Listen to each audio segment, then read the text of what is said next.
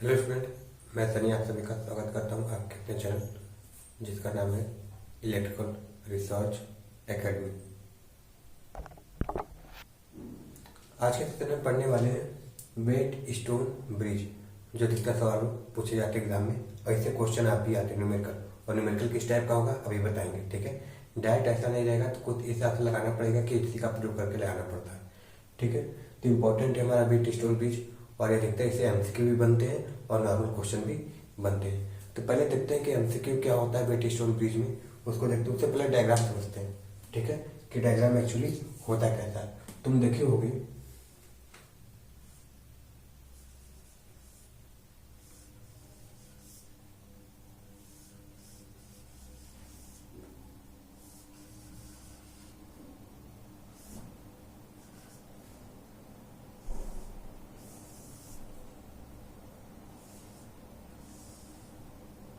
ऐसे बना हुआ, देखते हो।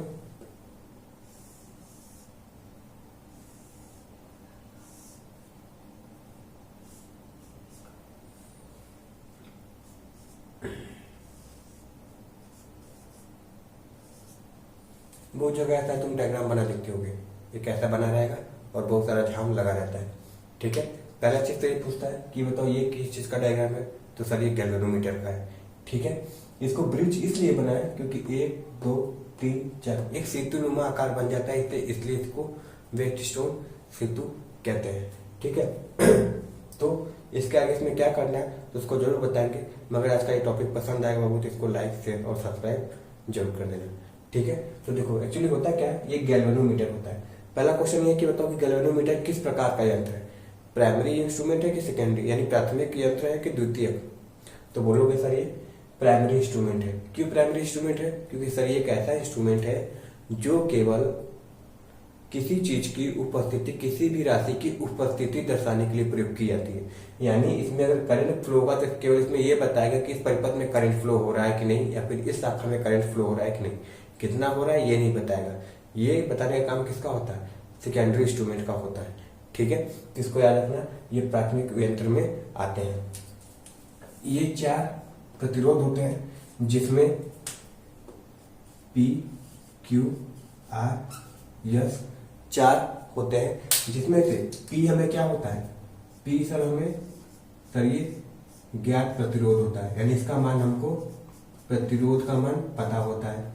इसका भी मान सर पता होता है, इसका भी मान सर पता होता है, इन तीनों का मान पता होता है। मगर ये जो चौथा प्रतिरोध होता है इसका मान हमें पता नहीं होता है, हमको इसका मान ज्ञात करना होता है, या फिर हम इसका मान परिवर्तित करके पता कर सकते हैं। इसको बोलते हैं अननोन रेजिस्टेंस। अननोन मतलब अज्ञात प्रतिरोध, अननोन प्रतिरोध बोलते हैं इसको, अज्ञात प्रतिरोध, ठीक है। तो इसका देखो सबसे ज्यादा रिलेशन ये पूछता है कि ये बताओ कि वेट स्टोन ब्रिज है, कोई दिक्कत नहीं है। इसमें अगर कोई धारा बहेगी तो इसको क्या बोलते हैं? तो गैल्वेनोमीटर में बहने वाली धारा का मान IG होता है, ठीक है। तो क्वेश्चन इसमें क्या पूछेगा कि इसमें करंट फ्लो होगा कि नहीं होगा, या होगा तो किस कंडीशन में, नहीं होगा तो किस कंडीशन में, ये सवाल पूछता है। तो याद रखना, जब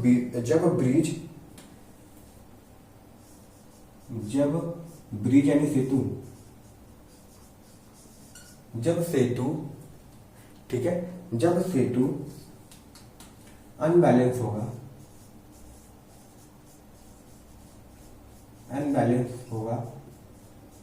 होगा तो IG का मान 0 के बराबर नहीं होगा। इसका मतलब समझ लो, यानी IG का मान 0 के बराबर नहीं होगा, यानी इस गैल्वेनोमीटर से कुछ न कुछ धारा प्रवाहित होगी, यानी बीच वाले शाखा से कुछ न कुछ धारा प्रवाहित होगी, ठीक है, याद रखना। मगर नोट करके यही क्वेश्चन अधिकतर इसमें से यही क्वेश्चन पूछेगा, नोट बैलेंस कंडीशन में, यानी संतुलित कंडीशन में क्या होगा? बैलेंस्ड कंडीशन में क्या होता है? बैलेंस कंडीशन में सर हमारे IG का मतलब इंपॉर्टेंट चीज सर IG का मान 0 हो जाता है, यानी इसमें से गैल्वेनोमीटर से होकर इस शाखा में बहने वाली धारा का मान क्या हो जाता है? 0 हो जाता है। और किसी भी धारा में, किसी भी शाखा में धारा का मान 0 होने का मतलब क्या होता है कहीं ना कहीं से ये ब्रांच ये शाखा खुल चुकी है, ओपन हो चुकी है।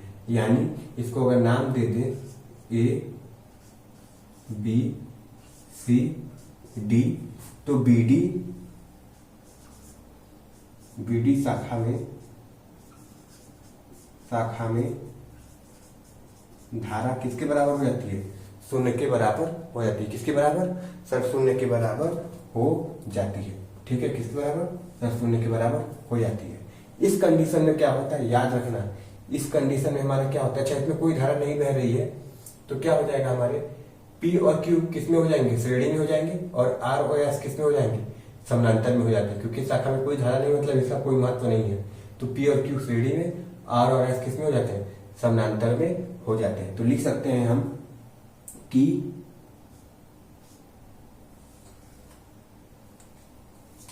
क्या कि P प्लस Q ऐसे लिख सकते हैं, श्रेणी में है, श्रेणी में, सर कोई दिक्कत नहीं है। और R प्लस S किस में है सर? ये भी श्रेणी में है, सर कोई दिक्कत नहीं है। मगर ये दोनों आपस में, ये दोनों जो आपस में है कैसे हो जाते हैं? सर पैरेलल हो जाते हैं, समानांतर हो जाते हैं। पैरेलल ऐसे दिखाते हैं, समानांतर हो जाते हैं। कोई दिक्कत है? नहीं सर जी।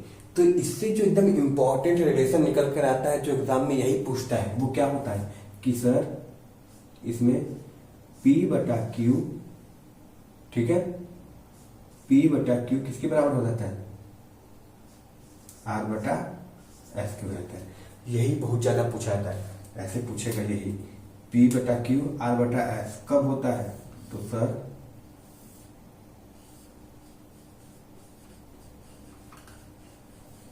बैलेंस कंडीशन में। ठीक है, बैलेंस कंडीशन में P बटा Q R बटा S के बराबर हो जाता है। या फिर कभी कभी ऐसा लिखा मिलेगा तुमको कि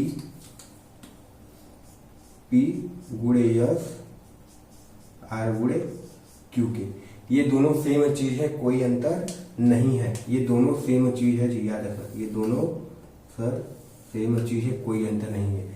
इन दोनों पे न्यूमेरिकल बहुत ज्यादा आते हैं। किसी 3 का मान दे देगा, चौथा पूछ देगा, किन्हीं 3 का मान दे देगा, चौथा पूछ देगा। तो इसको याद रखना है। ठीक है, ये वेट स्टोन ब्रिज की कहानी होती है। अच्छा, तुमको एक चीज यहाँ पे एक चीज समझ में आया होगा कि सर, अच्छा ये बहुत ज्यादा इंपॉर्टेंट है कि सर इसमें कोई भी धारा प्रवाह नहीं हो रही है। तो कहीं पे भी किसी भी शाखा में कोई धारा प्रवाह नहीं होने का मतलब क्या होता है कि उन दोनों बिंदुओं पर विभव का मान, यहाँ पर भी V का मान, यहाँ पर भी V का मान समान होता है। जब अगर यहाँ पे भी 10 वोल्ट है तो यहाँ पर भी 10 वोल्ट होगा ही होगा। यानी हम ये कह सकते हैं कि सर V पे अगर B पॉइंट पे अगर वोल्टेज का मान V है तो D पॉइंट पे भी वोल्टेज का मान V होगा। तभी ना कि अगर किसी भी शाखा में अगर विभवांतर नहीं होता तो कभी भी धारा प्रवाह नहीं होती। देखो यहाँ पर भी V है, यहाँ पर भी V है, यहाँ पर भी 10 है, यहाँ पर भी 10 है। यानी अगर B पे भी 10 वोल्ट है तो D पर भी 10 वोल्ट होगा। यानी इन दोनों में कोई विभवांतर नहीं है, इसलिए धारा प्रवाह नहीं हो रही होगी। ठीक है, इस चीज को याद रखना। तो सर IG का मान शून्य हो जाता है बैलेंस कंडीशन में, अनबैलेंस कंडीशन में धारा प्रवाह होती है। दूसरा क्वेश्चन पूछेगा कि ये गैल्वेनोमीटर क्या दिखाता है? तो सर बैलेंस कंडीशन में नोट करके लिखते रहे, नोट क्या सर, बैलेंस में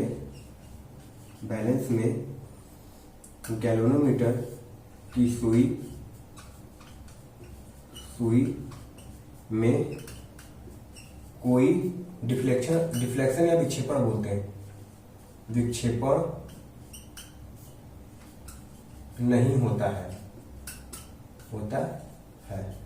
ठीक है, यानी जब बैलेंस कंडीशन है तो इसमें कोई भी विक्षेपण नहीं होगा, इसका विक्षेपण शून्य होता है। यानी अगर ऐसी सुई बनी हुई तो इसी तरह बनी रहेगी, नहीं तो अगर कोई डिफ्लेक्शन, अगर इस शाखा से कोई भी धारा बहेगी तो हल्का फुल्का या तो इधर भाग जाएगा या तो इधर भाग जाएगा। अगर बैलेंस कंडीशन में कोई भी धारा प्रवाह नहीं होने के कारण इसमें कोई भी डिफ्लेक्शन नहीं दिखाता है। ठीक है, I hope pattern student bridge से जितने क्वेश्चन बन रहे थे तुमको समझ में आ गया होगा, कोई दिक्कत नहीं हुआ होगा।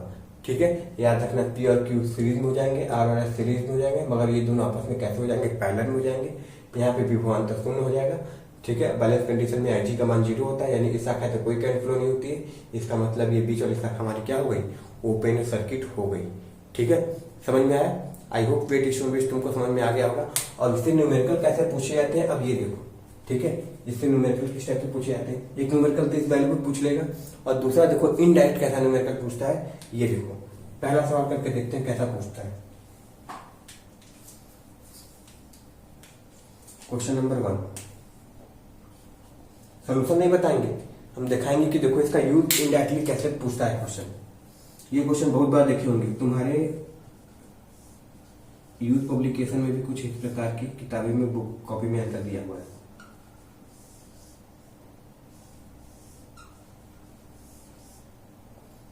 ये पॉइंट ए दे देता है, ये पॉइंट बी दे देता है, यही देता है, सही है ना। ये क्या हो गया हमारा पॉइंट, सर ये बी हो गया, ये हमारा ए हो गया, सही है।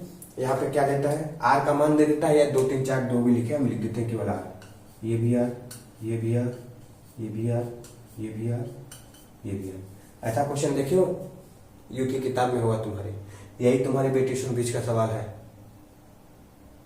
सही है, ठीक है ना। यही तुम्हारे वेट स्टोन ब्रिज का सवाल है। इसको तोड़ते हुए तो देखो जानते हो ये वाला कौन सा भाग हो जाता है, ये वाला जो तुम्हारा भाग होता है ये तुम्हारा बीच वाला भाग हो जाता है, ठीक है। ये तुम्हारे बीच वाला भाग हो जाता है, और चूंकि ये तुम्हारे साइड वाले भाग है, ये तो इसमें कोई भी कमी नहीं होती। अच्छा देखो बैलेंस होने का मतलब क्या होता है, बैलेंस होने का मतलब देखो, बैलेंस तो बता दिया, मगर एक्चुअली बैलेंस का मतलब क्या होता है ये ध्यान देना कि P बटे Q का रेशियो, यानी अगर ये P की वैल्यू अगर ये 2 ओम है, ये 4 ओम है, ये 6 ओम है, और ये 12 ओम है, इसको याद रखना। तो इसका जब भी रेशियो निकालोगे P बटा Q R बटा S, तो देखो P बटा Q कितना आएगा, P बटा Q 1/2, R बटा S करोगे कितना आएगा 6/12 1/2, यानी 1/2 बटे 1/2। जब दोनों आपस में बैलेंस हो जाते हैं तो उस कंडीशन में क्या बोलते हैं कि सर इसमें से कोई भी धारा प्रवाह नहीं होगी। यानी यहाँ पे भी साफ साफ देख सकते हो, ये 2 शाखाएं हैं तुम्हारी ये वाली, ये 2 शाखाएं तुम्हारी ये वाली। तो जब ये दोनों आपस में अगर सेम मान के होते हैं तो इसमें से कोई धारा नहीं प्रवाह होती। इसका मतलब कैसा काम करता है, ओपन की तरह कार्य करने लगता है। फिर ये आपस में सीरीज, फिर ये आपस में सीरीज, दोनों आपस में एक दूसरे के पैरेलल हो जाते हैं। इस तरीके से सवाल पूछा जाता है, ठीक है। तो वेट स्टोन ब्रिज समझ में आया, कैसा सवाल पूछता है, किस तरीके से सवाल पूछता है, पूरा चीज यहाँ पे डिफाइन कर दिए हैं, ठीक है, वेट स्टोन ब्रिज का। आई होप ये सेशन पसंद आया होगा। एक एक चीज टॉपिक लेके चल रहे हैं, मगर अच्छे से समझाने का प्रयास किया जा रहा है। और यहाँ से एक भी न्यूमेरिकल नहीं छूटना चाहिए, और एमसीक्यू तो पूरी छाप दी है, ठीक है। चलो मिलते हैं नेक्स्ट वीडियो में। Thank you very much and all the very best.